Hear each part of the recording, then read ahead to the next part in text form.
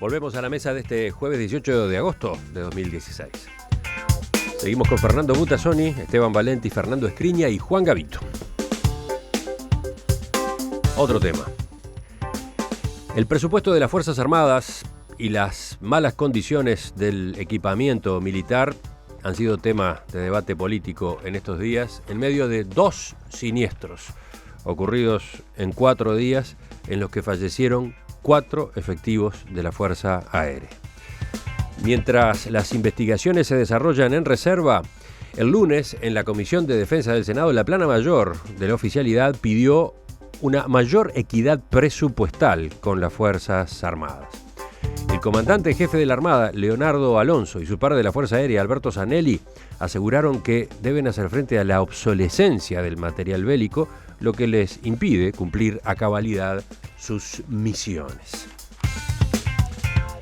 Otro tema enorme. A ver, ¿quién empieza? Sí, yo creo que es un tema importantísimo. Es un tema además que sobre el cual el Frente Amplio tiene posiciones bastante claras en su programa de gobierno, y además en el cual se habían hecho, digamos, proyectos desde el punto de vista de modernización muy importantes, incluida una ley que fue aprobada por el conjunto del sistema político, ¿verdad? Yo creo que acá hay un problema que tiene que ver sobre todo con los recursos económicos y con la realidad del armamentismo, por decirlo de alguna manera, en el mundo, ¿verdad? Entonces, me parece que acá hay un tema que es básicamente de búsqueda de recursos, de creatividad para buscar los recursos, pero no de ninguna manera de voluntad política para que esos recursos aparezcan. Creo que también hay otro elemento, que es que desde el punto de vista de las remuneraciones, desde el punto de vista salarial, las Fuerzas Armadas están en una situación extremadamente precaria y delicada. Y lo apunto porque hace poquito se generó todo un debate acerca de la caja militar. Bueno, está bien vigente ese debate. Exactamente. Entonces, la caja militar que genera un déficit anual que se discutió si eran 300 o 290 o 320 o 400, pero de muchos cientos de millones de dólares al año, ¿verdad? Entonces yo creo que son dos elementos que están en los dos platillos de la balanza. Juan. Bien, bueno, telegráficamente.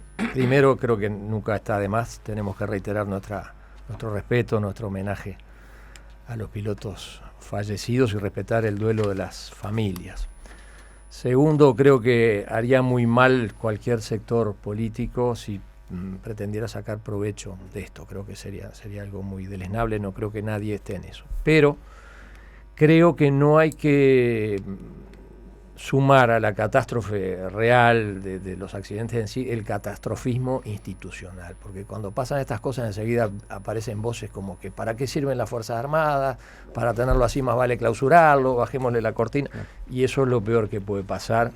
Yo creo que, como bien decía Butazzoni, el país se dio la ley marco sobre defensa nacional en el año 2010, y allí están establecidos todos los roles institucionales que le caben desde el presidente de la República hacia abajo, y lo que no ha habido es una congruencia entre los bonitos propósitos que hay en esa ley y lo que debió implementarse como medidas concretas, entre ellas el equipamiento. O sea que en el decenio de mayor holgura presupuestal no hubo reinversión en equipamiento militar, salvo el que se obtuvo de rebote por las misiones de paz. Entonces ahí sí hay una responsabilidad política del gobierno, pero de ahí a llevar a la causalidad de los accidentes de ninguna manera. Eso estará por verse, pero sí es cierto que hay una incongruencia entre los propósitos y la ejecutoria, una vez más en este tema. Esteban. Bueno, yo no solamente voy a recordar los 4 muchachos que murieron, esos muchachos son los que hacen las misiones para apagar los incendios, para sacar a la gente herida de los barcos, para hacer traslados de heridos. Esos muchachos yo lo he visto con esos helicópteros de la guerra de Vietnam, ¿no? Mantenidos, yo no puedo decir el nivel de mantenimiento que tiene, pero tanto el Dragonfly, que es un avión absolutamente obsoleto y pasado de todos los tiempos operativos, como el H-1, es decir, el helicóptero que todos hemos visto en las películas de Vietnam, son equipos que ya están en una época donde, notoriamente, ¿para qué tenemos radares? modernizamos todo el sistema de radar y tenemos la cobertura de todo. ¿Qué le vamos a tirar? Con piedra. Entonces yo creo que efectivamente, además del siniestro, hay un problema de que, cuando el material se pone tan viejo, una cosa es en el ejército, que no es cierto. El ejército está mucho mejor equipado, excepto los FAL y alguna otra cosa que queda. Lo demás, uno lo ve en los desfiles. La Marina, bueno, te pasa que un barco que va a la Antártida lo tienen que remolcar, pero los aviones, el que se embroma, se cayó y mató a la tripulación. Y la tripulación uruguaya son muy buenas. Termino con esto. 1.300 horas de vuelo tenía. Es decir, era un especialista de todo tipo de misiones.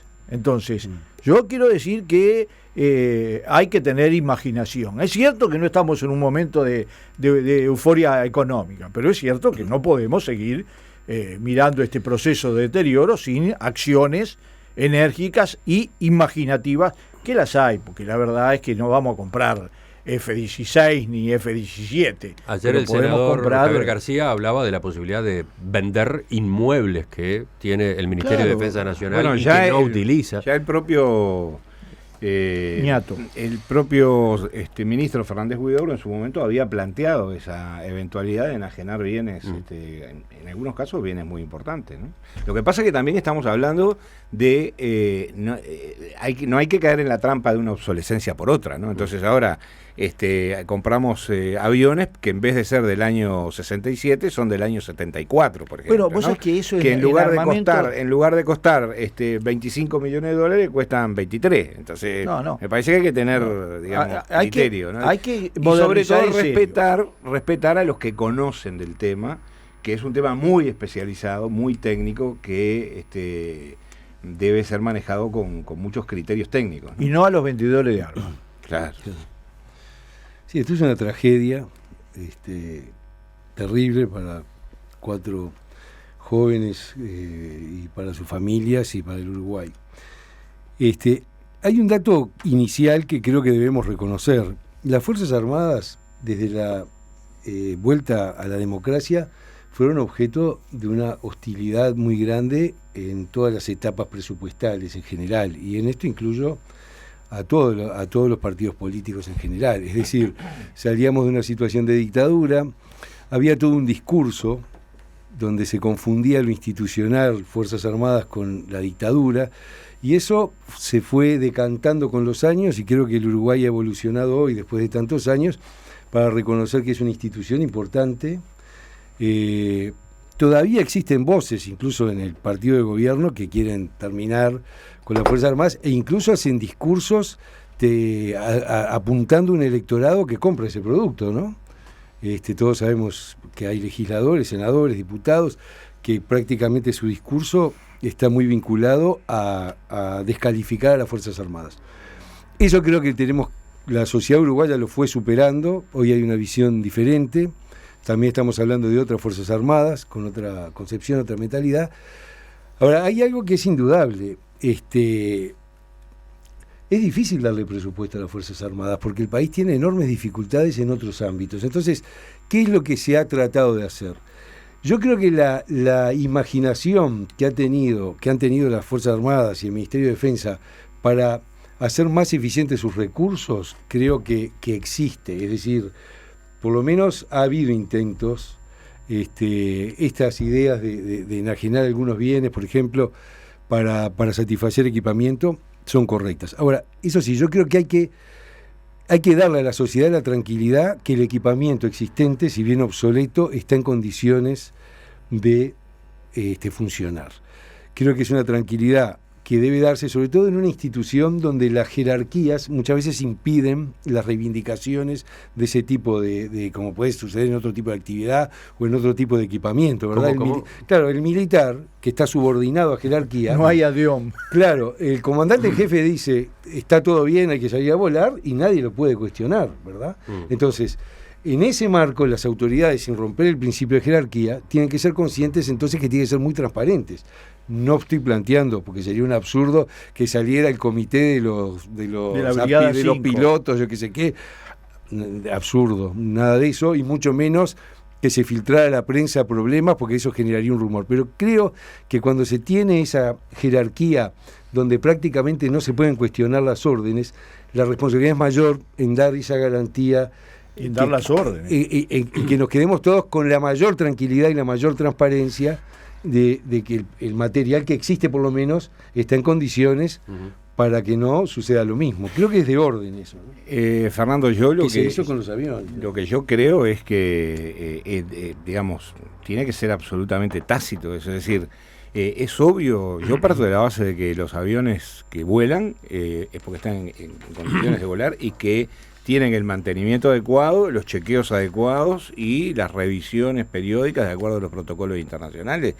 Jamás se me pasaría por la cabeza que un jerarca militar, un jefe de una fuerza o un subordinado decidiera por sí y ante sí que un avión salga a volar sin los chequeos correspondientes. ¿Ustedes vieron ayer el discurso que hizo en el cementerio el teniente coronel, el aviador Alejandro Trujillo, el jefe del escuadrón número 5 de helicópteros? Muy el responsable, digamos, el jerarca de las víctimas. Yo nunca había escuchado un discurso así. Primero, fantásticamente bien escrito, un texto notable, muy bueno. Muy profundo. pero además con el vocero al borde del llanto todo el tiempo, conteniendo el estallido de las lágrimas segundo a segundo de lo que iba leyendo, ¿no? Sí. No es una escena habitual. Y aparte, particularmente la Fuerza Aérea, yo conozco de cerca muchos oficiales, ex oficiales también. Hay un espíritu de cuerpo muy importante y el accidente en este tipo de casos llega mucho. Fue un muy buen discurso. Naturalmente que el ser humano tiene esa sensibilidad y entonces, pero casi al borde del llanto puede haber llamado un poco la atención. Final. A los integrantes de la fuerza, levanten la vista al horizonte, vean entre las nubes, sean parte de algo más grande que uno mismo, dando todo de sí por ustedes y porque vienen detrás, porque eso es la vida, dejar algo mejor cuando nos toque irnos, algo que nos haga eternos. Y muy emocionados en el público, otros compañeros de él, soldados, etcétera, y que hablarlo. Ustedes vieron cómo quedó el helicóptero. El helicóptero cayó de poca altura, porque no se deshizo. El helicóptero estaba bajando en lo que se llama autorrotación, cuando se paran los motores y el propio mecanismo. Ahora, tiene que estar en perfectas condiciones para hacer eso. Para volver a subir. Sí, bueno. Para compensar todo en base a la propia estructura del helicóptero. Juan, cerramos. No, sobre ese mensaje creo que es aplicable a todas las disciplinas, pero especialmente cuando se elige la profesión militar, sin lugar a dudas. Pero quiero decir que extrañó la ausencia del presidente Vázquez. No fue a ninguno de los dos velorios, creo que debió hacerse un lugar en su agenda para estar presente, porque es el comandante de todas las Fuerzas Armadas.